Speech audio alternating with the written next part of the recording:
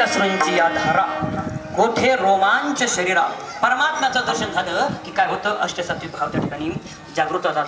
नेत्र म्हणजे डोळ्यामधून त्या ठिकाणी पाणी येतं, शरीर त्या ठिकाणी रोमांचित अशा स्वरूपात होतं, कंठ सद्गदित अशा स्वरूपात त्या ठिकाणी होत असतो. आपल्या दिंडी सोहळ्यामध्ये एवढे लोक पायी चालत त्या ठिकाणी चालतात. ऊन आहे, वारा आहे, पाऊस आहे, आणि तिथं गेल्यानंतर काही काही भाविक मंडळी दर्शन बारीमध्ये उभ्या राहतात. काही काही 20-20 तास, 22-22 तास, आता नावनात त्या ठिकाणाला 30 तास त्या ठिकाणी दर्शन बारीमध्ये त्या ठिकाणी उभा होता.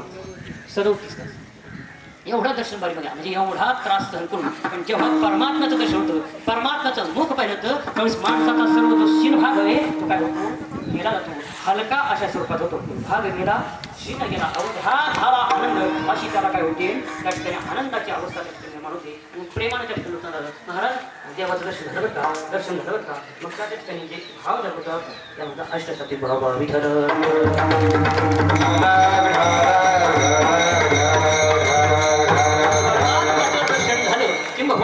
आपण जर एखादं कीर्तन ऐकलं आणि परमात्म्याचं वर्णन केलं, परमात्मा कसं आहे. आता आपण मनामध्ये थोडासा संकल्प केला की मी चंद्रभागेवर स्नानाकरता गेलोय. आता जे गेले ते त्यांना माहितीच आहे, पण जे गेले नाही त्यांनी फक्त मनामध्ये संकल्प करायचा, मी चंद्रभागेवर स्नानाकरता गेलो, बसल्या बसल्या मोजमध्ये मी चंद्रभागेवर स्नानाकरता गेलो, माझं स्नान त्या ठिकाणी झाले. स्नान केल्यानंतर मी पुंडलिकराच्या मंदिरासमोर त्या ठिकाणी उभाई, पुंडलिकराचं दर्शन मी त्या ठिकाणी गेले. महाद्वारामध्ये त्या ठिकाणी मी गेलोय, महाद्वारामध्ये चोखोबराच्या समाधीचं दर्शन मी त्या ठिकाणी घेतलंय. पुढे नामदेवबाईचं दर्शन मला त्या ठिकाणी झालंय. पुढे मंदिरामध्ये मी त्या ठिकाणी रावणामध्ये प्रवेश अशा स्वरूपाचा केले.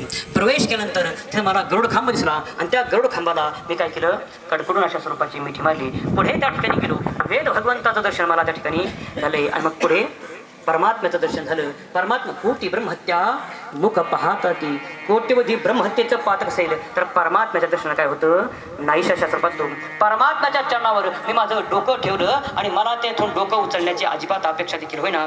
अनेक बराच वेळ त्या ठिकाणी काय केलं, परमात्म्याच्या चरणावर डोकाशा बसलं.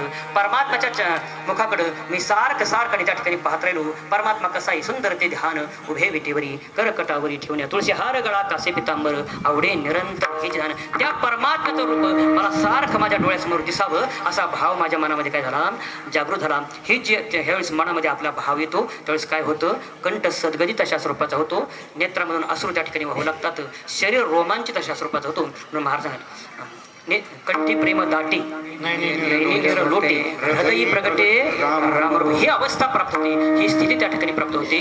नेत्र अश्रूंची धारा कोठे रोमांच शरीरा, नेत्रामध्ये अश्रू त्या ठिकाणी वाहू लागतात, शरीर रोमांचित अशा स्वरूपाचं होतं, कंठ सद्गदित अशा स्वरूपाचा होतो. आणि महाराज सांगतात मग आम्ही काय केलं तर पंढरपूर क्षेत्रामध्ये आम्ही काय केलं तर काला केला. हेच महाराज